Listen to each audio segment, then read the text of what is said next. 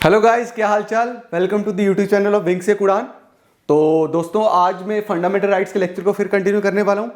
Last time हमने article 21A तक पढ़ा था, राइट टू एजुकेशन जिसका टाइटल था।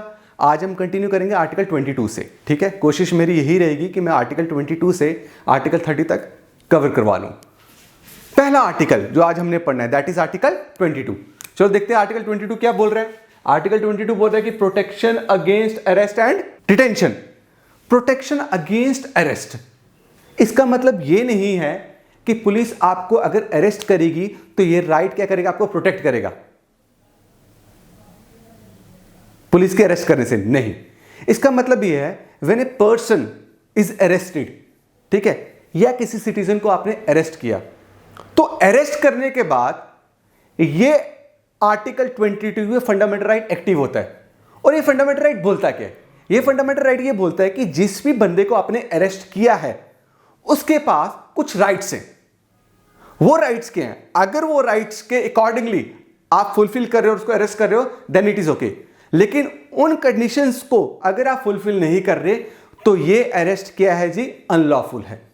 ठीक है, तो वो राइट्स है क्या? 4 कंडीशंस है। पहली कंडीशन ये है कि जब भी आप किसी बंदे को अरेस्ट करोगे तो आपको उसको बताना है कि किस ग्राउंड पे आप उसको अरेस्ट कर रहे हो, क्या वजह है, पहली बात। दूसरी बात, जिस बंदे को आपने अरेस्ट किया है उस बंदे के पास पूरा हक है, आपने उसको मौका देना है कि वो अपने आप को क्या कर पाए, प्रोटेक्ट कर पाए। थ्रू हुम? लॉयर। ठीक है, लीगली वो अपने को क्या कर पाए, प्रोटेक्ट कर पाए। उसके पास पूरा हक है कि अपने लॉयर को क्या कर पाएगा, अप्रोच कर पाएगा। आपने बहुत सारी मूवीज में भी देखा होगा, बहुत सारे क्रिमिनल क्राइम शोज में भी देखा होगा, जब भी अरेस्ट करते किसी पर्सनालिटी को वो ऐसे बोलते हैं, भाई मुझे अपने लॉयर से बात करनी है। तो ये उसका हक है। वो किसने ग्रांट किया? आर्टिकल 22 ने।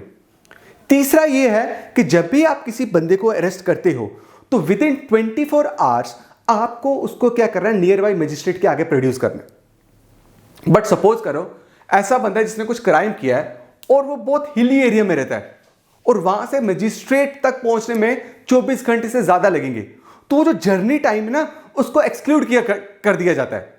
अब उसको यहां से ले जाने में हमें 10 घंटे लगे, वहां से लाते हुए कितने घंटे लगे, 10 घंटे लगे, 20 घंटे आने जाने में हो गया, और मजिस्ट्रेट तक पहुंचाते पहुंचाते कितने घंटे हो गए, 30 घंटे हो गए। तो आप ये नहीं बोल सकते वो अनलॉफुल है, क्योंकि वो जर्नी में जो टाइम किया उसको इंक्लूड नहीं करेंगे। ठीक, अगर आपने उसको 24, फोर्थ कंडीशन बता रहा हूं, अगर आपने उसको 24 आवर्स के अंदर मजिस्ट्रेट के आगे प्रेजेंट नहीं किया तो आपको उसको रिलीज करना है। ये कौन बोलता है? आर्टिकल 22। बट ये जो मैंने आपको 4 सेफ गार्ड्स बताए हैं ना, ये 4 सेफ गार्ड्स उन अरेस्टेड बंदों के लिए अप्लाई नहीं होता जो अंडर प्रिवेंटिव डिटेंशन से अरेस्ट किए हो। इसका मतलब क्या है कि डिटेंशन 2 तरीके की है। किसी को अरेस्ट करना, किसी को डिटेन करना, वो 2 टाइप का है। एक है प्यूनिटिव, ठीक है, एक है प्रिवेंटिव। प्यूनिटिव डिटेंशन क्या बोलता है, जो मैंने अभी आपको समझाया। प्यूनिटिव मतलब उस बंदे को अरेस्ट किया, मजिस्ट्रेट के आगे प्रोड्यूस किया, इन्वेस्टिगेशन हुई, चार्जशीट फाइल हुई, उसके ट्रायल चले, कोर्ट ने उसको कन्विक्ट किया, उस गिल्टी प्रूफ हुआ, जो सजा मिली उसको बोलेंगे punitive detention. But under preventive detention उसका ट्रायल ही नहीं होगा, कोर्ट उसको कन्विक्ट ही नहीं करेगा। आप, और कभी कभी ऐसा भी हो सकता है कि उसने कोई क्राइम किया भी ना हो और सिर्फ आपके पास कुछ ऐसी इंटेलिजेंस आई है कि ये कुछ क्राइम करने वाला है, अभी किया नहीं है, क्राइम करने वाला है, तो उसके तहत भी आपको प्रिवेंटिव डिटेंशन में क्या कर लेंगे, डिटेन कर लेंगे। प्रिवेंटिव डिटेंशन का मतलब नहीं है आपको पनिश करना। प्रिवेंटिव डिटेंशन का यह मतलब है कि आपको रोकना किसी क्राइम को करने से। आप सपोज करो एक रैली है, मैंने एक रैली निकाली, ठीक है, उस रैली में मैंने अपनी माइनॉरिटी के लोगों को इकट्ठा किया और मैंने बोला भाई क्या कहते हैं, हम चाहते कि J&K में पंजाबी लैंग्वेज को क्या किया जाए, ऑफिशियल लैंग्वेज बनाना चाहिए। और इसके लिए हम क्या करेंगे, एक बहुत बड़ा क्या कहते हैं यहां से रैली निकालेंगे और एजिटेट करेंगे, ठीक है। बट कहीं ना कहीं मैं बीच में प्लान कर रहा हूं कि इसको थोड़ा सा क्या करा जाए, वायलेशन होनी चाहिए इसमें। वायलेशन क्या, इसमें कुछ मैं ऐसा काम करूं कि मैं किसी और पे अटैक करूं, पब्लिक ऑर्डर, पब्लिक पीस खराब करने की कोशिश करूं, या कुछ जलाने की कोशिश करूं, पब्लिक प्रॉपर्टी तोड़ने की कोशिश करूं। अगर इतनी इंटेलिजेंस पुलिस तक मिल जाती है, पुलिस को लग जाता है कि हाँ भाई ऑन मेयर सस्पिशन ग्राउंड, कि उसको लग जाता है भाई ये बंदा क्या कर सकता है, अपनी रैली में किसी को क्या कर सकता है, नुकसान पहुंचा सकता है, तो उसको उससे पहले रैली ऑर्गेनाइज करने से पहले उसको क्या कर लेंगे, अरेस्ट कर लेंगे। वो जो अरेस्ट हुआ और इसमें आप उसको मजिस्ट्रेट के आगे प्रोड्यूस नहीं कर सकते 24 घंटे के अंदर, अंडर प्रिवेंटिव डिटेंशन। और अंडर प्रिवेंटिव डिटेंशन आप एक बंदे को कब तक डिटेन करके रख सकते हो, 3 मंथ्स तक। अभी आपने देखा होगा जैसे ही आर्टिकल 370 रिवोक हुआ था तो जितने भी पॉलिटिकल लीडर्स थे यहां पे, ठीक है, सबको क्या कर लिया था, डिटेन कर लिया था, हाउस अरेस्ट बोला था। That house arrest is basically what, preventive detention. Preventive detention में जब भी आपको अरेस्ट करेंगे वो कितने मिनिमम मैक्सिमम कितना जाना चाहिए, 3 मंथ्स। 3 मंथ्स के अगर आगे आप उसको कंटिन्यू करना चाहते हैं तो पार्लियामेंट क्या करेगा, वापस एक ऑर्डर पास करेगा, वो पार्लियामेंट के थ्रू पास होगा, फिर आपको उसको एक्सटेंड कर सकते हो। अब बात यह है कि जब भी आप प्रिवेंटिव डिटेंशन पे लॉ जो बनेगा, ठीक है, वो लॉ कौन बनाएगा। देखो प्रिवेंटिव डिटेंशन पे अगर सब्जेक्ट इज रिलेटेड, अगर आप foreign affairs, security of India या डिफेंस पे कोई भी लॉ बना रहे हो अंडर प्रिवेंटिव डिटेंशन, तो वो कॉन्स्टिट्यूशन ने किसको ऑथोराइज किया, पार्लियामेंट को ऑथोराइज किया कि पार्लियामेंट ही लॉ बनाएगा, ठीक है। और कंकरेंट लिस्ट में जो भी मेंशन्ड है, पब्लिक ऑर्डर जैसे हो गया, उसमें जो लॉ बनाएगा पार्लियामेंट भी बना सकते हैं, स्टेट लेजिस्लेचर भी बना सकते हैं। आई होप आपको ये क्लियर हो गया होगा। और protection against arrest and detention का एक चीज और मैं बता दूं, it is available to citizen as well as non citizen. Alien को भी अवेलेबल है, बट किसको अवेलेबल नहीं है, एनिमी एलियन। एनिमी एलियन का मतलब हो गया बच्चा, जिस कंट्री के साथ हमारा देश वॉर में होगा ना, उस कंट्री के सिटीजन्स को ये राइट अवेलेबल नहीं होगा। अगर हम उसको अरेस्ट करेंगे तो जो सेफ गार्ड्स हमने बताए एक सिटीजन के लिए या एक एलियन के लिए, वो उसको प्रोवाइड नहीं होंगे। आई होप आपको ये क्लियर हो गया आर्टिकल 22। अब जो नेक्स्ट आर्टिकल है, 2 article, article 23 and article 24, it is related to exploitation, कि आप ये बेसिकली सेफ गार्ड करता है कि अगर आप किसी को एक्सप्लॉइट करते हो, ठीक है, एक्सप्लॉइट इन द सेंस क्या। अब देखो आर्टिकल 23 क्या बोल रहा है यहां पे, आर्टिकल 23 यहां पे बोल रहा है प्रोहिबिशन, ठीक है, मनाई, रोक है किसमें, traffic in human being, begar and other forms of force labour. चलो जी, इसको हम एक एक करके इसको हम पढ़ते हैं। अगर आप देखोगे आपको पता चलेगा ये राइट ये बोल रहा है, यहां पे ट्रैफिक का मतलब है बच्चा ट्रेड ऑफ ह्यूमन बीइंग, मतलब buying and selling of main, women and children is prohibited. इसको बोलते हैं हम क्या, ट्रैफिकिंग। इस आर्टिकल 23 ने क्या किया, इसको प्रोहिबिट किया। इसके साथ इसने और क्या प्रोहिबिट किया है, प्रोहिबिट किया बेगार। बेगार का मतलब क्या है, बेगार का मतलब है forced labour and no wages. आप किसी को काम करवा रहे हो फोर्सफुली, ठीक है, और उस काम करवाने का आप उसको कोई भी क्या कर रहे हो, इनकम नहीं दे रहे हो, कोई भी पैसा नहीं दे रहे हो, दैट इज व्हाट बेगार सिस्टम। ये आप अगर देखोगे प्री इंडिपेंडेंस टाइम से पहले बहुत था। प्री इंडिपेंडेंस से पहले आपको बड़ी बार मिलेगा यहां पे कि जमींदार होते थे वो कैसे एक्सप्लॉइट करते थे फार्मर्स को, उनको बोलते थे, लोन दे देते थे उनको, ठीक है, कर्जे में जब डूबते थे उनको लोन देते, और वो लोन बहुत हाई इंटरेस्ट में रखते थे। अब वो इंटरेस्ट इतना हाई होता था कि वो पे ही नहीं कर पाता था।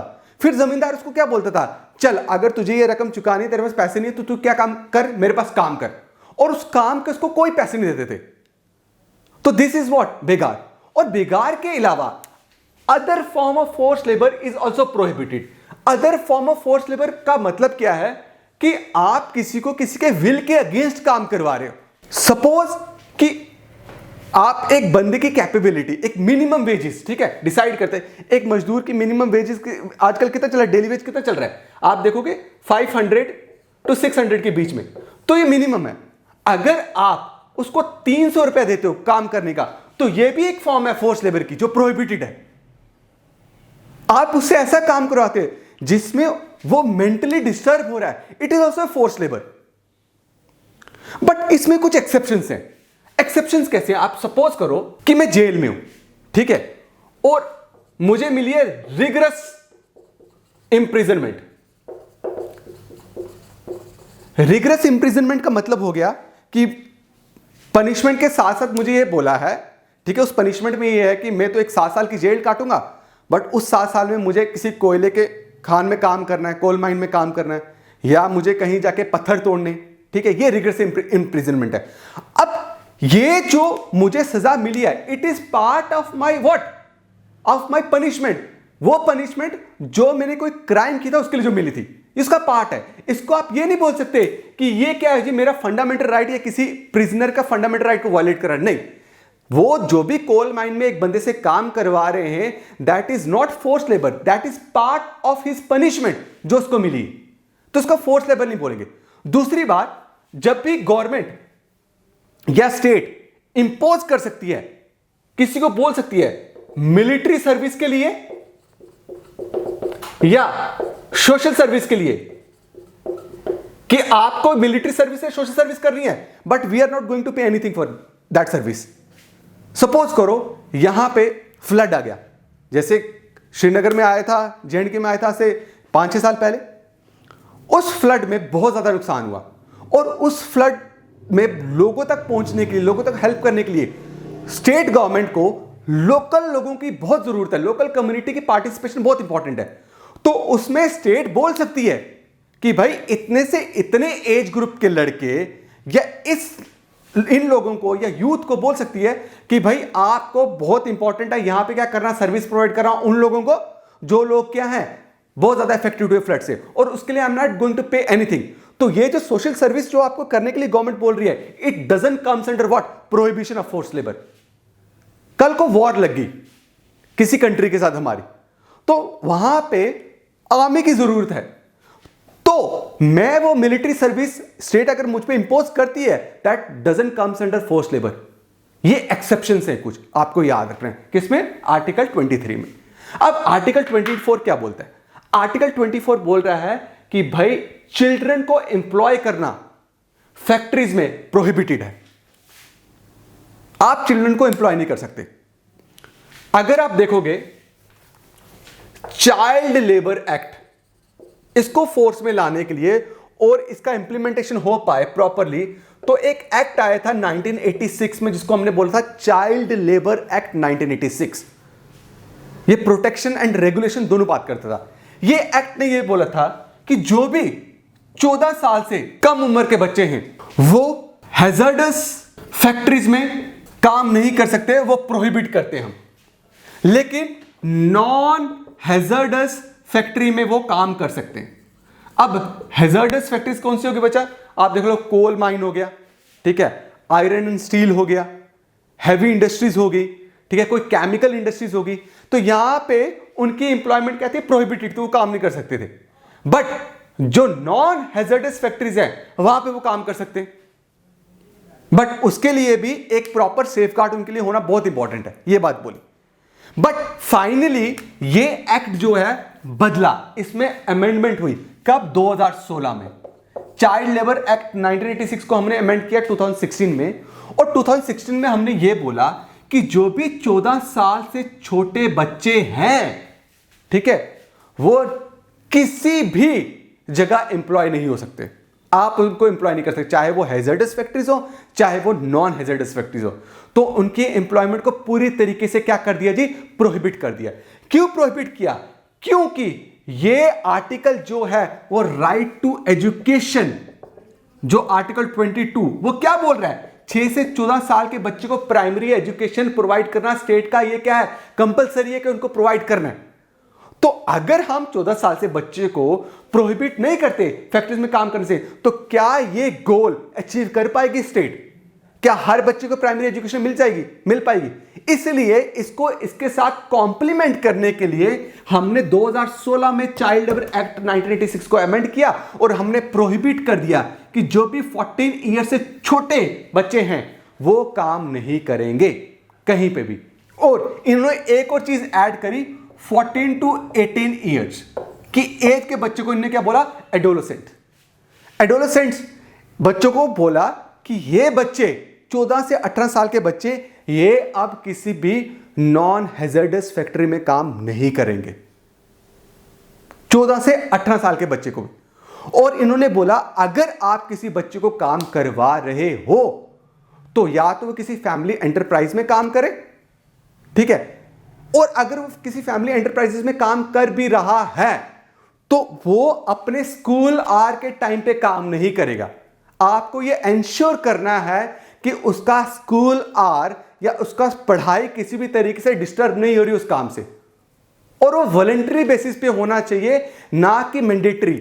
आपने कंपलसरी किसी को कंपेल करके काम नहीं करवाना, और इसकी वायलेशन पनिशमेंट है, आपको 2 साल की सजा मिल सकती है इसके लिए। ठीक है जी। इस किसमें बोला? Child labour act, child labour amendment act कौन सा जी? 2016।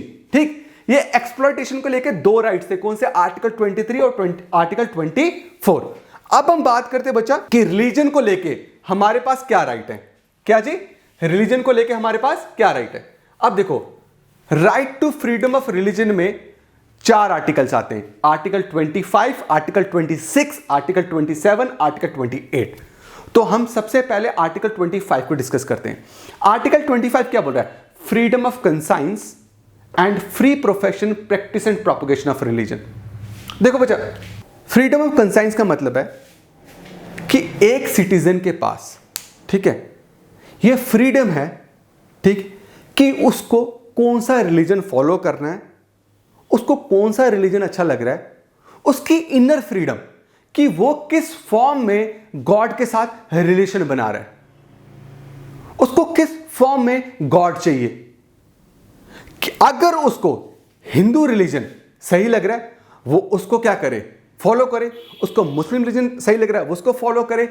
क्रिश्चियनिटी लग रहा है, सिख लग रहा है, जैन रिलीजन लग रहा है, वो उसको फॉलो करे। स्टेट कभी भी किसी को कंपेल नहीं करेगी आप किसी पर्टिकुलर रिलीजन को फॉलो करो। वो पर्सन के अपने अंतर आत्मा की बात है कि वो अपनी आत्मा को किस तरीके से कनेक्ट कर पा रहा है किसी की चीज।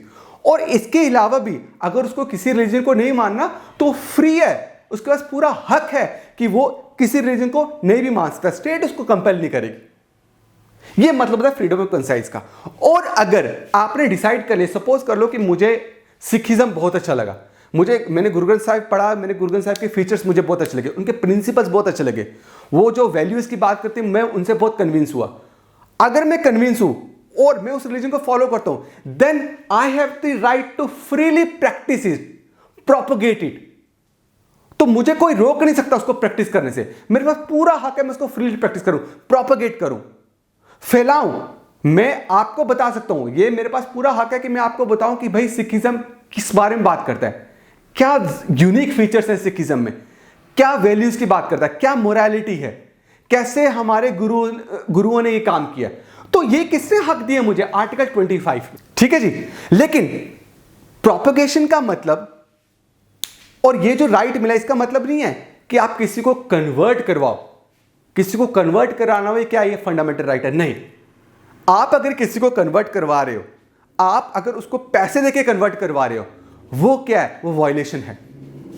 लेकिन आप अगर अपने रिलीजन के एक यूनिक फीचर्स, प्रिंसिपल्स उसको दिखा के उसको कन्वर्ट करवा रहे हैं, that is not violation, that is part of your fundamental right. But अगर आप उसको कुछ लालच देके कन्वर्जन करवा रहे हो, दैट इज व्हाट? इलीगल। तो आप ये नहीं बोल सकते कि मैंने उसको पैसे देके ये करवाया तो भाई आर्टिकल 25 मुझे ये गारंटी देता है। नहीं, ऐसा नहीं है। आप अगर उसको कन्विंस कर पा रहे हो और वो कन्विंस हो रहा है आपके रिलीजन से, तो वो कन्वर्जन इज लीगल। ठीक है। अब आर्टिकल 26 क्या बोल रहा है? Freedom to manage religious affairs. देखो, गुरुद्वारा है, मॉस्क है, टेंपल है, ठीक है, बुद्धिस्ट मोनेस्ट्रीज हैं। अब यहां पे क्या होगा? किस वक्त कीर्तन किया जाएगा, किस वक्त नमाज पढ़ी जाएगी, मॉस्क में किस दिन कुछ फेस्टिवल क्या किया जाएगा, सेलिब्रेट किया जाएगा, गुरुद्वारे में कब सेलिब्रेट किया जाएगा, कोई भी गुरुपुरब है किस दिन सेलिब्रेट किया जाएगा, मंदिर में कब हमने जगराता करना है या नहीं करना है, हमें गवर्नमेंट डिसाइड नहीं करती है। गवर्नमेंट बोलती है कोई भी रिलीजियस डिनोमिनेशन अगर है, डिनोमिनेशन मतलब चाहे वो हिंदू हैं, चाहे वो सिख हैं, चाहे वो मुस्लिम हैं, उनके पास पूरा हक है अपने रिलीजन के अफेयर्स को मैनेज करने का। स्टेट कभी भी इंटरफेयर नहीं करेगी। स्टेट तभी इंटरफेयर करेगी अगर आप कुछ ऐसी चीज करवा रहे हो जो पब्लिक ऑर्डर, पब्लिक पीस खराब कर सकती है।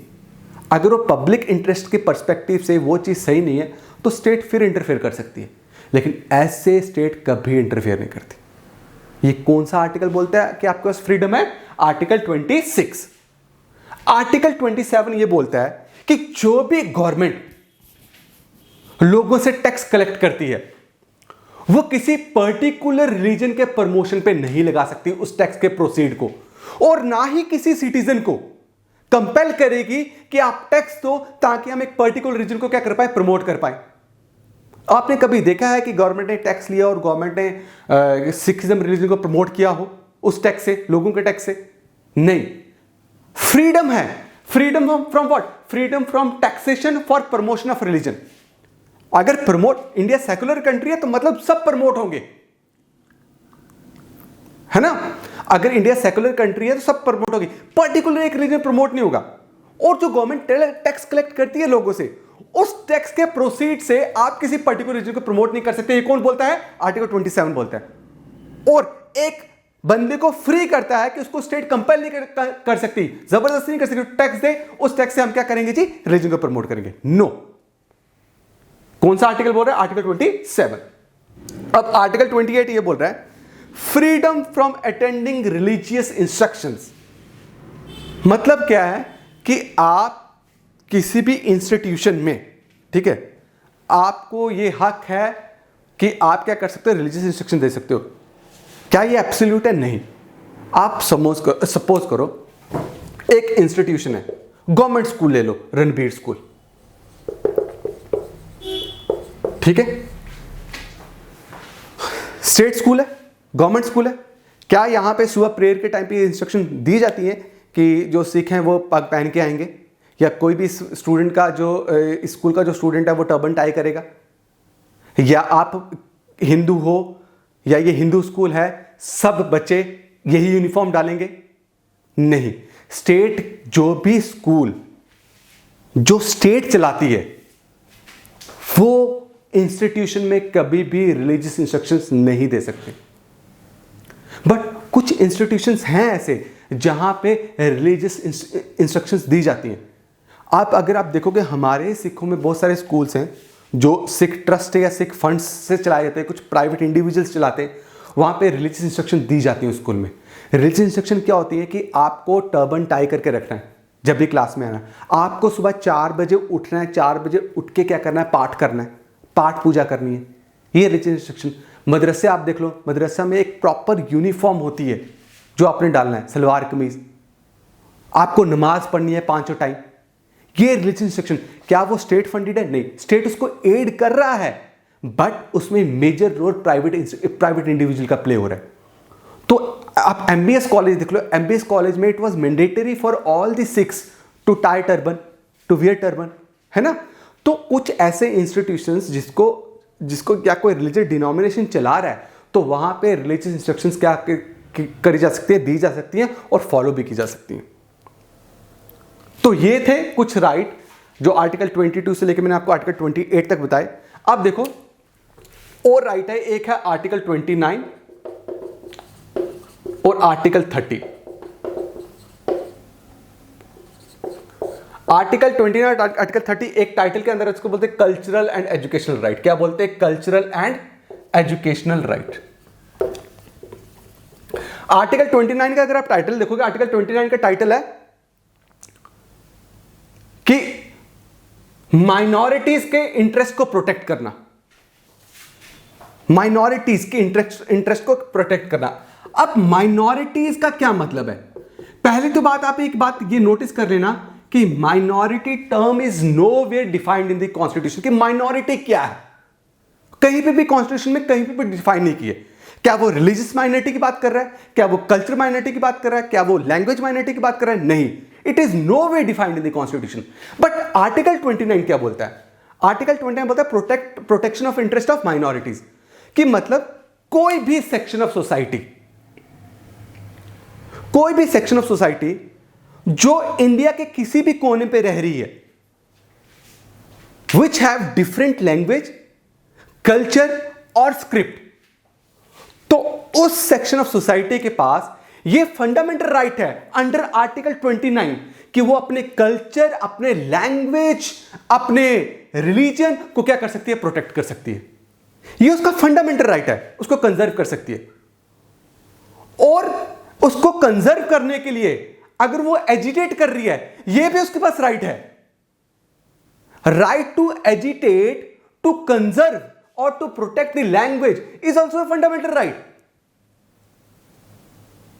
मैं बहुत बड़ा मास डिमॉन्स्ट्रेशन कर सकता हूं to protect what, Punjabi language, to protect Gojri language, to protect Dogri language.